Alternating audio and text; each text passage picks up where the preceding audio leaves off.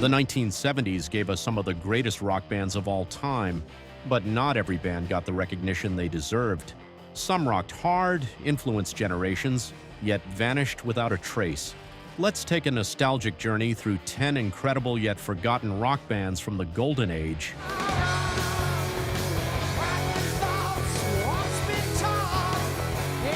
UFO was one of the most underrated hard rock bands of the 70s, blending heavy riffs, melodic hooks, and jaw-dropping guitar work. Formed in 1968, their early albums leaned towards space rock, but with Phenomenon in 1974, they shifted to a hard rock sound. Songs like Dr. Doctor and Rock Bottom showcased the incredible talent of guitarist Michael Schenker, whose blistering solos influenced future rock legends like Kirk Hammett of Metallica. Despite releasing classics like Lights Out in 1977 and Strangers in the Night in 1979, UFO never reached the same heights as Led Zeppelin or Deep Purple. Constant lineup changes and management struggles kept them from superstardom. Yet their legacy lives on through their influence on the new wave of British heavy metal movement. A true unsung hero of 70s rock, UFO deserves far more recognition. Just give me more. I'll make a minute off the floor. The Dictators were the band that should have been huge but never quite fit in anywhere. Blending hard rock with a sneering punk attitude, they were loud, brash, and way ahead of their time. Formed in New York in the early 70s, they played like a mix of the Stooges and early Ramones, but with a dose of humor and absurdity. Their 1975 debut, Go Girl Crazy, was a riot. Songs like Two Tub Man and Weekend had the energy of punk before punk was even a thing. So why didn't they make it big? They were too raw for mainstream rock and too rock and roll for the punk elite. Later albums like Manifest Destiny in 1977 proved they had the chops, but success remained out of reach. Still, their rebellious spirit shaped punk's future, even if they never got their due. Before we dive into the Feelies, you know what would give me that ultimate feeling? Watching this channel hit 1,000 subscribers in record time, just putting it out there.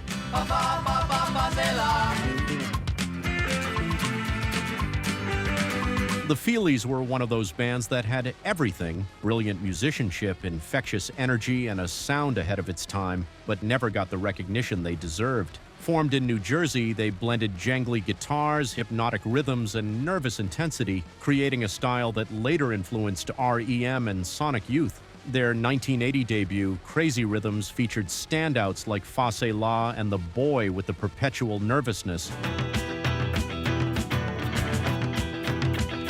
Full of frantic strumming and relentless grooves. So why didn't they break big? They were too quirky for mainstream rock and too early for the alternative boom of the 80s. After a long hiatus, they returned with The Good Earth in 1986, with tracks like Slipping, Into Something, showcasing a mellower but still unmistakable sound. While they never became a household name, their legacy lives on in the DNA of indie rock.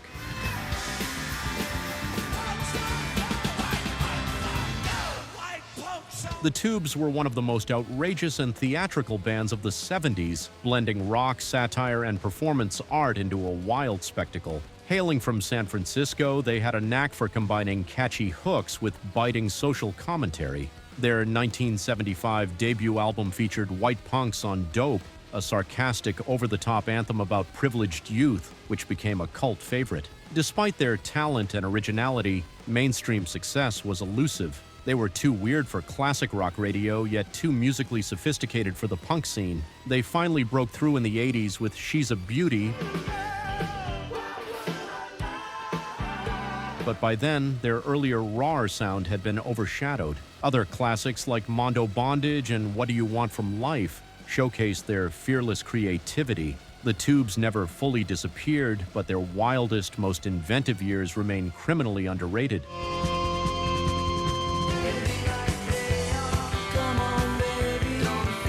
Blue Öyster Cult had everything a great 70s rock band needed: haunting melodies, blazing guitar work, and an air of mystery. Known for their mix of hard rock and cryptic sci-fi inspired lyrics, they created some of the most unique rock anthems of the decade. Their 1976 classic Don't Fear the Reaper became their signature song with its eerie atmosphere and unforgettable guitar riff. Other standouts included Burnin' for You, Godzilla, and Astronomy, each packed with heavy riffs and anthemic choruses. Despite their talent, they never reached the superstardom of contemporaries like Led Zeppelin or Aerosmith. They were often labeled too intellectual for hard rock fans and too heavy for mainstream audiences. Still, their dark, poetic approach to rock left a lasting impact, influencing metal and alternative bands alike. Blue Öyster cult may not have ruled the charts, but they built a devoted cult following that remains strong today.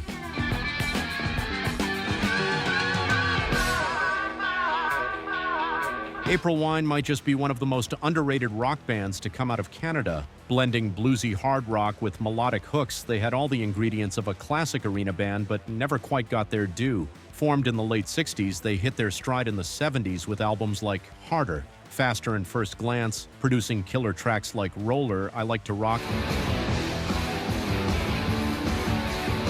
and Say Hello. Despite their polished sound and radio-friendly anthems, they struggled to break through internationally.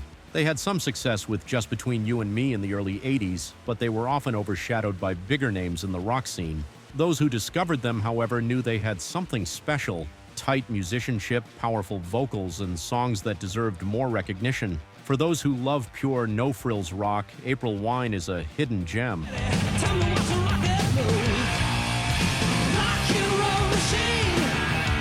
Triumph was Canada's answer to power trio rock giants like Rush, yet they never quite reached the same legendary status. Formed in 1975, they delivered a mix of hard rock, progressive elements, and soaring anthems. Their breakout moment came with Lay It on the Line in 1979, a song that showcased Rick Emmett's incredible guitar work and unmistakable vocals. Other standouts like Magic Power, Fight the Good Fight, and Rock and Roll Machine proved they had both technical skill and arena-ready hooks. Despite their talent, Triumph always seemed to live in the shadow of Rush. They had the musicianship, the songs, and a devoted fan base, but they lacked the consistent mainstream push needed for superstardom. Still, for those who dig electrifying guitar solos and uplifting rock anthems, Triumph remains one of the great unsung bands of the 70s and 80s. Drink 2 or 3 cards.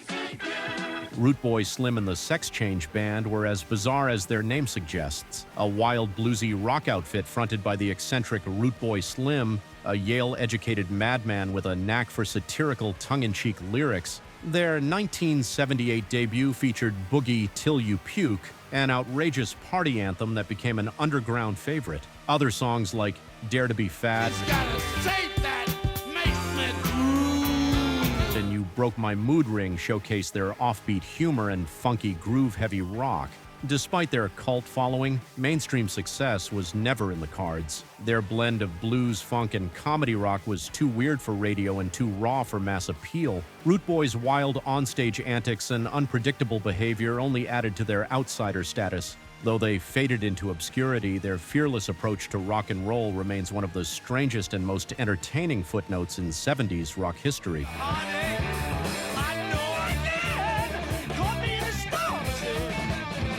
Sir Lord Baltimore was one of the earliest bands to truly embrace what would later be known as heavy metal. Formed in Brooklyn in the late 60s, they played loud, fast, and unapologetically heavy, so much so that some critics credit them with pioneering the genre. Their 1970 debut album, Kingdom Come, featured thunderous tracks like Master Heartache and Helium Head,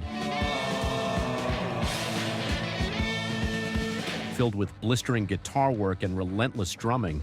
Despite their groundbreaking sound, the band never found commercial success. Their music was too aggressive for mainstream rock at the time, and poor promotion didn't help their case. By 1976, they had disappeared entirely, yet their raw power and high-energy playing laid the groundwork for countless metal and stoner rock bands that followed. Though they vanished without a trace, Sir Lord Baltimore's legacy as a proto-metal powerhouse remains undeniable. We move the way we do.